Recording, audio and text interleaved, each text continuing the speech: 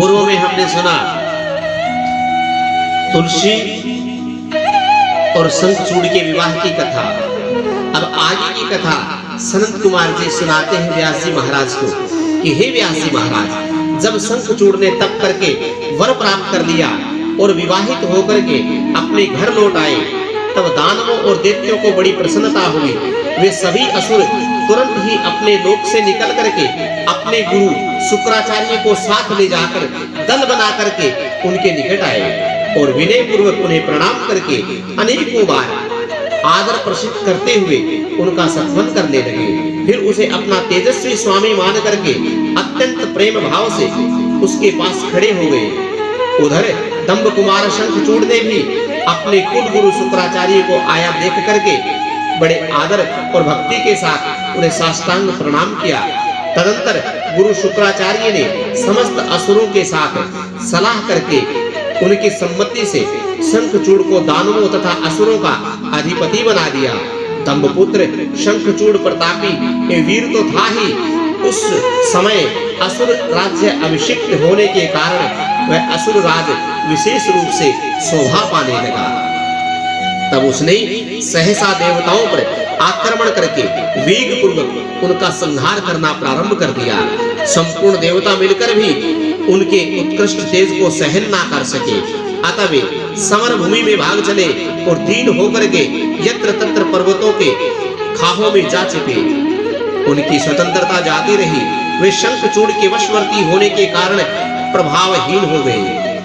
इधर सूरवीर महाप्रतापी दंभ कुमार दानवराज शंखचूड़ ने भी संपूर्ण लोगों को जीत करके देवताओं का सारा अधिकार छीन लिया।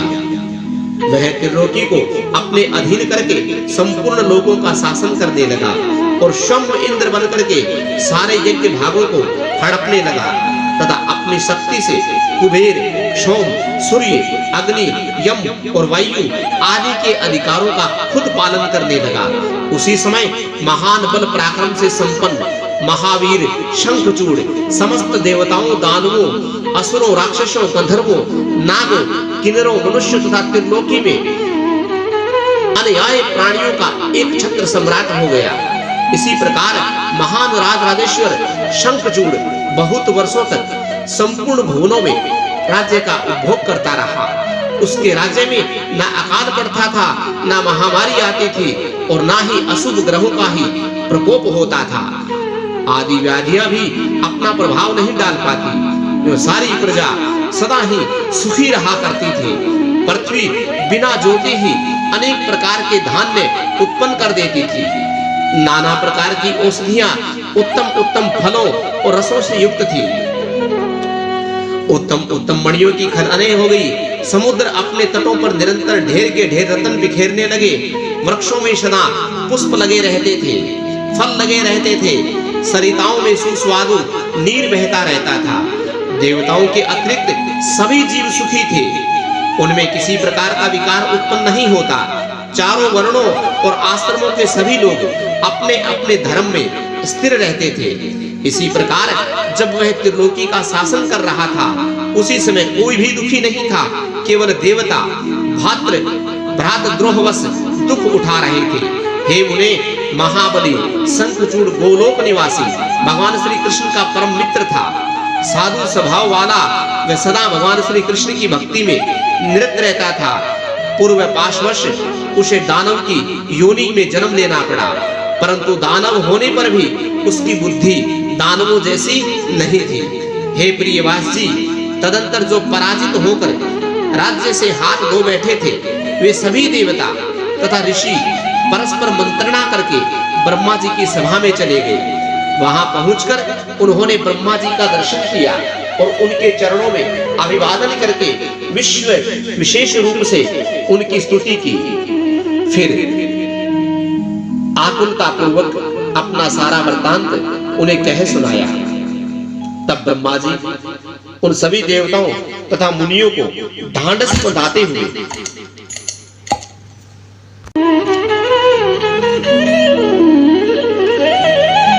उन्हें साथ ले जाकर के सत्पुरुषों को सुख प्रदान करने वाले वैकुंठ को चले गए। वहां पहुंचकर देवगणों सहित ब्रह्मा ने रमापति का दर्शन किया। उनके मस्तक पर किरीट सुशोभित था, कानों में कुंडल झलझला रहे थे, कंठ पर वनमाला विभूषित थी। वे चतुर्भुजी देव अपनी चारों भुजाओं से शंख चक्र गदा पद्म धारण किए हुए थे। श्री विग्रह पर पीतांबर शोभा पा रहा था और सनातन सिद्ध उनकी सेवा में नियुक्त थे। ऐसे सर्वव्यापी विष्णु की झांकी करके ब्रह्मा आदि देवता तथा मुनीश्वरों ने उन्हें प्रणाम किया और भक्ति भाव पूर्वक हाथ जोड़ करके उनकी स्तुति करने लगे। देवता कहने लगे, हे सामर्थ्यशाली, हे वैकुंठनाथ, हे वैकुंठधिपति, आप देवों के भी देव और लोगों के स्वामी हैं, आप त्रिलोकी के गुरु हैं। हे श्री हरि, हम सब आपके शरणागत संपन्न हुए हैं, आप हमारी रक्षा कीजिए। अपनी महिमा में कभी अच्युत न होने वाले ऐश्वर्यशाली त्रिलोकेश, आप ही लोकों में पालक हैं। हे गोविंद, लक्ष्मी आप में ही निवास करती है, आप अपने भक्तों के प्राण स्वरूप हैं, आपको हमारा नमस्कार है। इसी प्रकार स्तुति करके सभी देवता भगवान श्री हरि नारायण विष्णु ने ब्रह्मा से कहा कि हे ब्रह्म, ये वैकुंठ योगियों के लिए भी दुर्लभ है, तुम यहाँ किस लिए आए हो? तुम पर कौन सा कष्ट आ गया? ये व्यास रूप मेरे सामने वर्णन करो। सनत कुमार जी कहते हैं कि हे व्यास जी महाराज, भगवान श्री हरि का यह वचन सुनकर के ब्रह्मा जी ने विनम्र भाव से सिर झुका करके उन्हें बारंबार प्रणाम किया। अंजलि बांध करके परमात्मा विष्णु के समक्ष स्थित होकर के देवताओं ने कष्ट से भरी हुई शंखचूड़ की सारी करतूत कह सुनाई। तब समस्त प्राणियों के भावों की ज्ञाता भगवान श्री हरि उस बात को सुनकर हंस पड़े और ब्रह्मा से उस समय रहस्य का उद्घाटन करते हुए कहने लगे कि हे कमल नयने, हे कमल योनि, मैं शंखचूड़ का सारा वृतांत जानता हूं। पूर्व जन्म में महातेजस्वी गोप था जो मेरा भक्त था। मैं उसके वृतांत के संबंध में रखने वाले इस पुरातन इतिहास का वर्णन सुनाता हूं। सुनो, इसमें किसी प्रकार का संदेह नहीं करना चाहिए। भगवान शंकर सब कल्याण करेंगे। गोलोक में मेरे ही रूप भगवान श्री कृष्ण रहते हैं। उनकी स्त्री श्री राधा नाम से व्याख्यात है। वह जगत जननी तथा प्रकृति की परम उत्कृष्ट पांचवी मूर्ति है। वही वहां सुंदर रूप में विहार करने वाली है। उनके अंगों में अद्भुत बहुत से गोप और गोपियां भी वहां निवास करते हैं। वे नित्य राधा कृष्ण का अनुवर्तन करते हुए उत्तम क्रीड़ाओं के तत्पर रहते हैं। वही गोप इस समय शंभु की इस लीला से मोहित होकर के श्रापवश अपने को दुख देने वाली दानव योनि प्राप्त हो गया। श्री कृष्ण ने पहले से ही रुद्र के त्रिशूल से उसकी मृत्यु निर्धारित कर दी है। इसी प्रकार वह दानव देह का परित्याग करके पुनः कृष्ण पार्षद हो जाएगा। हे देवेश, ऐसा जानकर के तुम्हें भय नहीं होना चाहिए। चलो हम दोनों शंकर की शरण में चलते हैं, वे शीघ्र ही कल्याण का विधान करेंगे। अब हमें तुम्हें तथा समस्त देवताओं को निर्भय हो जाना चाहिए। सनत कुमार जी कहते हैं, हे व्यास जी महाराज, यो सुनकर के ब्रह्मा सहित विष्णु शिव लोक को चले गए। मार्ग में मन ही मन भक्त वत्सल सर्वेश्वर शंभु का स्मरण करते जा रहे हैं। व्यास जी महाराज इसी प्रकार वे रमापति विष्णु ब्रह्मा के साथ उसी समय शिवलोक में जा पहुंचे, जो महान दिव्य निराधार तथा भौतिकता से रहित है। वहां पहुंचकर उन्होंने भगवान शंकर का सभा का दर्शन किया। वह ऊंची एवं उत्कृष्ट प्रभावशाली सभा प्रकाश युक्त शेरों वाली शिव पार्षदों से घिरी होने के कारण विशेष रूप से शोभा हो रही थी। उन पार्षदों का रूप सुंदर कांति से युक्त महेश्वर के रूप के सदृश था। उनके 10 भुजाएं थी, 5 मुख और 3 नेत्र थे। गले में नील चिन्ह तथा शरीर का वर्ण अत्यंत गोर था। वे सभी श्रेष्ठ रत्नों से युक्त रुद्राक्ष और भस्म से आभरण से विभूषित थे।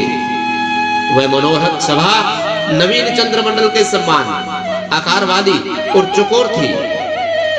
उत्तम उत्तम मणियों तथा हीरों के हारों से सजी हुई थी।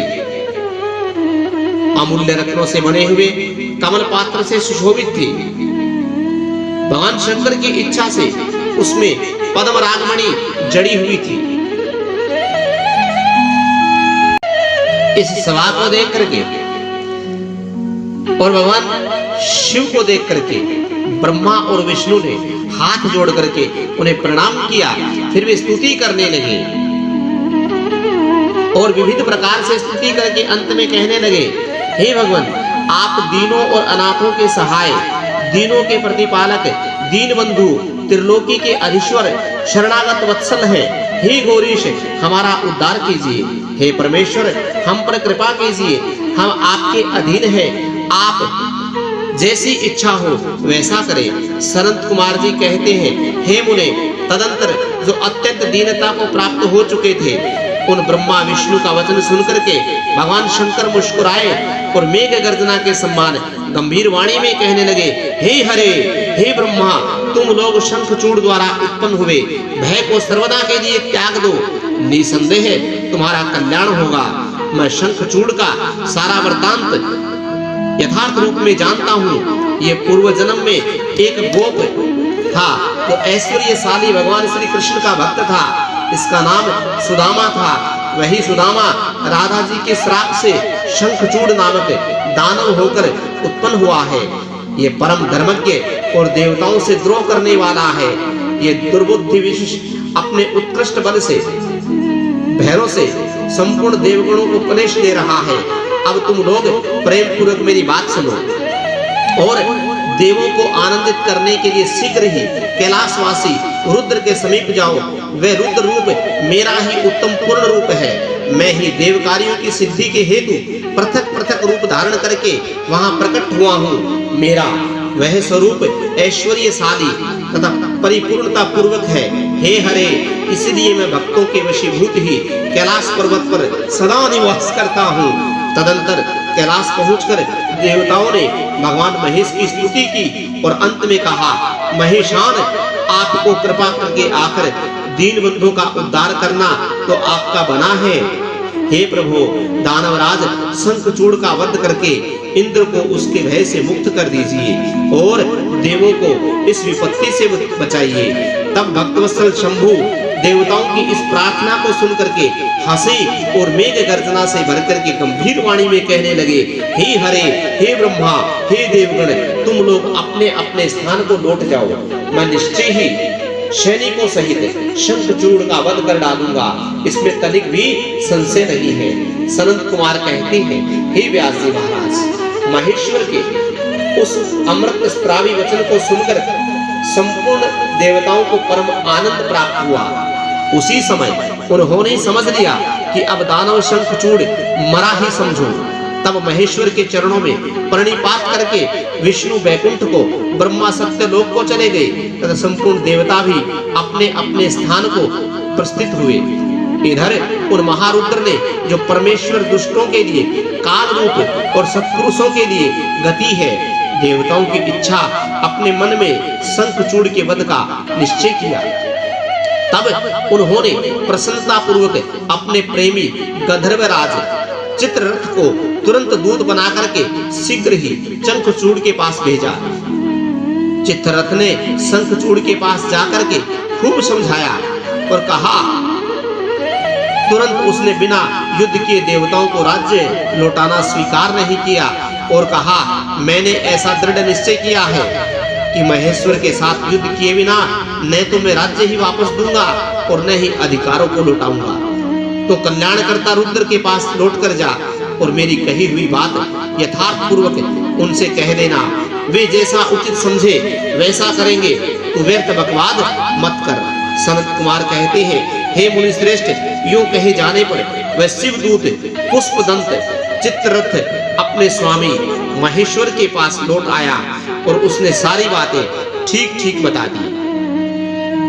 तब उस दूत के वचन सुनकर के देवताओं के स्वामी भगवान शंकर को क्रोध आ गया उन्होंने अपने वीरभद्र आदि गणों से कहा कि हे वीरभद्र, हे नंदन, हे क्षेत्रपाल, आठों भैरव, आज मैं शीघ्र ही शंखचूड़ का वध करने के निमित्त चलता हूँ। अतः मेरी आज्ञा से मेरे सभी बलशाली गण आयुधों से लैस होकर के तैयार हो जाएं और अभी अभी कुमारों स्वामी कार्तिकेय और गणेश के साथ रथ यात्रा करें।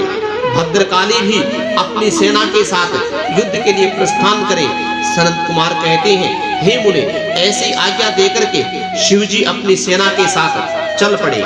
फिर तो सभी वीरगण हर्षमगन होकर के उनके पीछे पीछे चलने लगे। इसी समय संपूर्ण सेनाओं के अध्यक्ष स्कंद और गणेश जी भी हर्ष से भरे हुए कवच धारण करके शस्त्र शिवजी के निकट आ पहुंचे। फिर वीरभद्र, नंदी, महाकाल, सुभद्रक, विशालाक्ष, बाण, पिंगलाक्ष, विकंपन, विकृत, मणिभद्र, वाष्कल, कपिल, कुबेर आदि नलकुबुर, पराक्रमी कामदेव, उग्रदृष्ट, उग्रदंड, करोड़ तथा कोटव आदि जितने भी गण थे शीघ्र ही महेश्वर का अनुगमन किया। स्वयं माहेश्वरी देवी भद्रकाली भी 100 भुजा धारण करके शिवजी के साथ चल पड़ी। वे उत्तमोत्तम रत्नों से बने हुए विमान पर आरूढ़ थी। उनके शरीर पर लाल चंदन का अनुलेप लगा हुआ था और लाल वस्त्र शोभा पा रहे थे। वे हर्षमगन होकर हंसती हुई, नाचती और उत्तम स्वर में गान करती हुई अपने भक्तों को अभय तथा शत्रुओं को भय प्रदान कर रही थी। उनकी 1 योजन लंबी भीषणकार जिह्वा लपलपा रही थी। वे अपने हाथों में शंख, चक्र, गदा, पद्म, ढाल, तलवार, धनुष, बाण, 1 योजन विस्तार वाला गहरा गोलाकार खप्पर, गगनचुंबी त्रिशूल, 1 योजन लंबी शक्ति, मुदगर आदि अनेक अस्त्र शस्त्र और करोड़ों योनियां तथा डाकिनियां उनके साथ थी। फिर भूत, प्रेत, पिशाच, कुष्ठमांड, ब्रह्म राक्षस, बेताल राक्षस, यक्ष, किन्नर आदि से घिरे हुए स्कंद ने पिता के पास जाकर उन चंद्रशेखर को प्रणाम किया और उनकी आज्ञा से पार्श्व भाग में स्थित होकर के सहायक का स्थान ग्रहण किया। चंद्रभाग नदी के तट पर मनोरथ वट वृक्ष के नीचे जाकर खड़े हो गए। व्यास जी उधर जब शिवदूत चला तब प्रतापी शंखचूड़ ने महल के भीतर जाकर के तुलसी से वह सारी बात कही। शंखचूड़ ने कहा, हे देवी, शंभु के दूत के मुख से रण निमंत्रणा सुनकर मैं युद्ध के लिए उद्धत हुआ हूँ और उनसे जूझने के लिए मैं निश्चय ही जाऊंगा। तुम इसके लिए मुझे आज्ञा दो। यो कहकर उस ज्ञानी ने अपनी प्रिया को नाना प्रकार से समझाया। फिर ब्रह्म मुहूर्त में उठकर प्रातःकाल कृत्य समाप्त किया और अपने नित्य कर्म पूरा करके बहुत सा दान दिया। तत्पश्चात अपने पुत्र को संपूर्ण दानवों के राज्यभार का अभिषिक्त करके उसे अपनी भार्या, राज्य और सारी संपत्ति समर्पित कर दी। पुनः जब उनकी प्रिया तुलसी रोती हुई उनकी रथ यात्रा का निषेध करने लगी तब राजा शंखचूड़ ने नाना प्रकार की कथाएं कहकर उसे ढांढस बंधाया। तदंतर वह समादूत दानवराज ने कवच धारण करके युद्ध करने के लिए उद्यत होकर के अपने वीर सेनापति को बुला करके उसे आदेश देते हुए कहा, हे सेनापति, मेरे सभी वीर तो संपूर्ण कार्यों में कुशल समर में शोभा पाने वाले हैं, आज कवच धारण करके युद्ध के लिए प्रस्थान करें। शूरवीर दानवों और दैत्यों की 86 टुकड़ियां तथा बलशाली कंकों की निर्भीक सेनाएं शस्त्र अस्त्र से सुसज्जित होकर के नगर के बाहर निकले। करोड़ों प्रकार के पराक्रम करने वाले जो असुरों के 50 कुल हैं, वे भी देवों के पक्षपाती शंभु के युद्ध करने के लिए प्रस्थित हुए। मेरी आज्ञा से धर्मों के 100 कुल की कुछ विभूषित शंभु के साथ लोहा लेने के लिए शीघ्र निकल पड़े। काल के हो आर्यों, मौर्यों, दहर्दों, कालकों को भी मेरी यह आज्ञा सुना दो कि वे रुद्र के साथ संग्राम करने के लिए रण सामग्री सुसज्जित होकर के चल पड़े।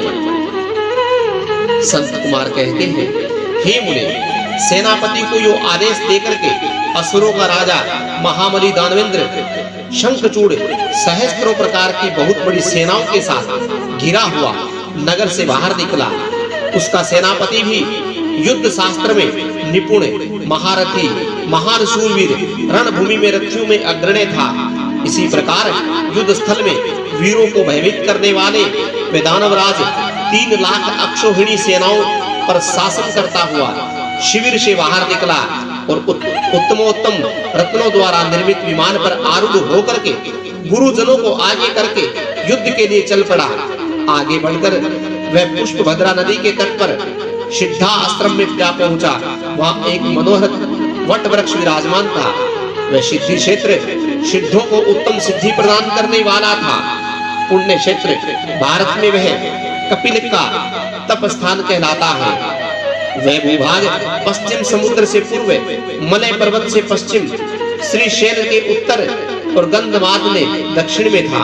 उसकी चौड़ाई 5 योजन और लंबाई 500 योजन थी।